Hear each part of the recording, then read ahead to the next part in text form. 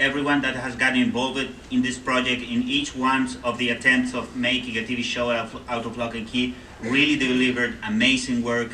The stuff that Mark Romanek did with his team was extraordinary, same with Andy, and we can't wait to see what's going to happen with this new one. But it has been This was a hard page to do, because Gabe had me stand there with my shirt off, hours to get the definition right. And it's not like his studio was warm. I mean, I was like, you know. And then you realize why drawing comics is a sort of fantasy art, because you have to especially fulfill the fantasies of the writers, you see. And then the guy writes a page like this one in a couple lines in the scripts, and then it's going to be a nightmare for a couple of weeks. I talked to a guy who does special visual effects, who said, you know, writers. He worked on Poltergeist, and he's like, at the end of the script of Poltergeist, it says, "The house implodes." Thanks, dude. That's 6 months of work. The house, easy for you. The house implodes. How am I going to do that? So, yeah, I mean. But I got to say, at least during the process of doing Lock and Key, Joe learned, and I think for the 10th or 12th script, sometimes he came with the apologies at the beginning. So it was like, at least he became like a kind person to work with this. You know, one thing we were talking about this earlier is Gabe was originally an architect by trade, and he really cared about the house, about like he did architectural plans, which he shared with me. I never opened the file, so I would just be like, you know, they step into the bathroom off the kitchen. He goes, "Okay, there's a bathroom off the kitchen." For a while, and then finally around issue 18, he said, "No, enough. Here are the plans. That room's not there. Rewrite." Yeah, and he didn't rewrite, so I had to put the run that there. That's how the feedback goes when you're working in a series with a steady team. Awesome. We have a couple other books by both you guys. Gabe, you just completed your first solo creator-owned book. Lover's doing the coloring, but everything else written and drawn by Gabriel, called Sword of Ages. That's probably not an up-to-date version of the cover, but it is a version of the cover. Yeah, no, it's basically the definitive version of the cover. So oops. I hope that in a month or so we're having this on the stands, because we're finishing the final touches on the design of the collected book. So yeah, thanks. I gotta say that for me was quite a challenge to get invited by IDW to try a first writing gig. I had to admit that they've been like offering me this chance from, I don't know, 5 or 6 years ago, asking me to write something. I gotta find like the right story, and also feel, I don't know, sure enough of my limited skills with English to be able to write an actual book, and has been great. I think I found the right story. I've been a huge fan of the Arthurian myth since I was a kid, and found a way to make it like updated and original and fun, and I've been having great support from the entire editorial team. So I'm hoping that you guys are going to enjoy this book. We put a lot of love on each page, and all I can say is thank to the publisher for allowing me to try it, and hope you guys will enjoy it. And if you dig it, we'll hopefully going to have more volumes of Sword of Ages to come out in the near future. So when does that drop? When does it drop? It should drop very soon. We've got to figure out the exact day with the publishing team, but it's going to be either late this year or very early next year. So it should be this year. I think. It should be this year. Does anyone wish Jodorowsky got to do Dune? Because this is basically it. This is like, you know, if Jodorowsky did get to do Dune. You know? Well, in fact, it was watching the documentary of Jodorowsky's Dune that I got like the courage to do this one, because at some point that he said, we worked for, I don't know, 3 years with a lot of artists trying to pull off Dune as a movie and everything, and it all crashed down and failed. And then he realized that he couldn't do Dune as a movie. He would do his own Dune as comic books, and that's how the Inkle was born with Jodorowsky and Mobius. So basically, Sword of Ages is my love letter to what the Inkle meant to me when I was a young reader, and also facing the challenge that if you can do an adaptation of a dream project, then you have to create your own dream project and make something out of it. So this is it, and hope you guys enjoy it. I didn't know that. That's amazing.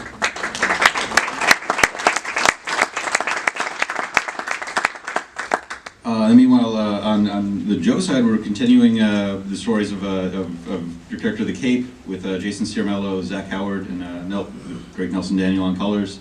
What's it been like to see that sort of character expanded beyond the story you wrote? Oh, it's been a blast, and I mean, I guess, you know, the Cape started as a short story in my book, 20th Century Ghosts, and it's sort of gone on to have this whole other life where he's sort of this, you know, it's kind of like he's become a kind of Freddy Krueger or Michael Myers type person on.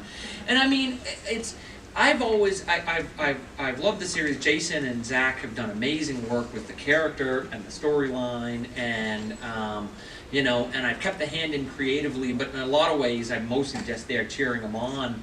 And you know, we've had a principle, there's this idea that sort of was cemented for me about the third issue of the original Cape series, you know, about well, why do readers buy comics? You know, what is it that makes a comic leap off the stands?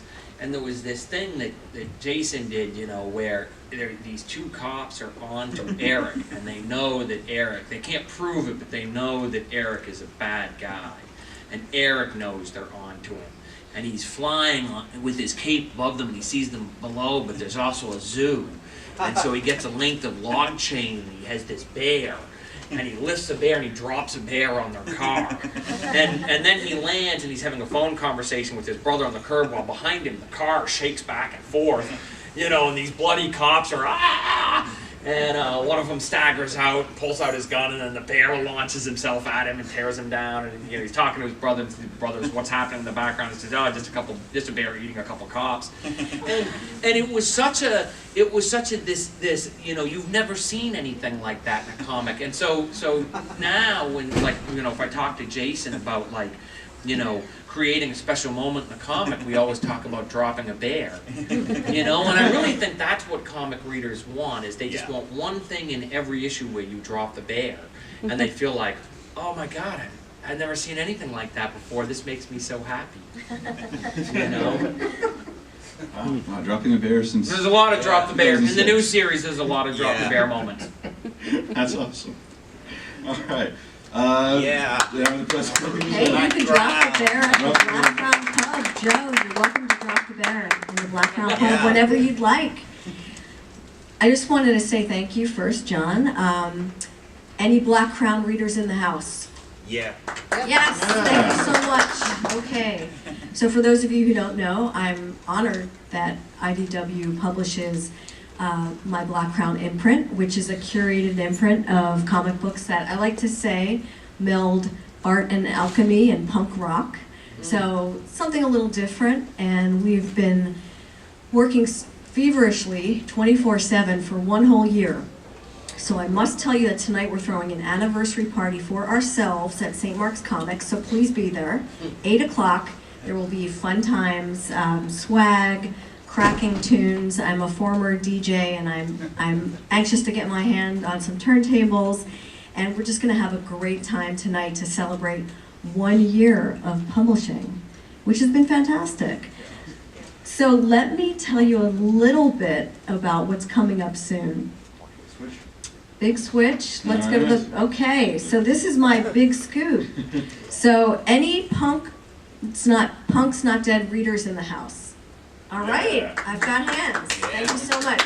So Punk's Not Dead is one of the launch series, and it's basically, what if you were raised by a single mom and didn't know your dad, and suddenly the ghost of Sid Vicious is your father figure?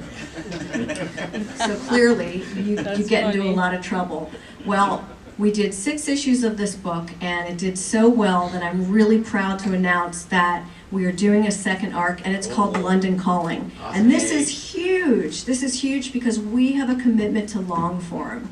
I love doing miniseries, they're great, but there's nothing like continuous comics. So if you would please cheer for me so loudly, because the team is in England right now. Martin Simmons, the artist, and David Barnett, the writer, couldn't make it to the show. I do have a few things to read to you, but please, can you just give me a rousing.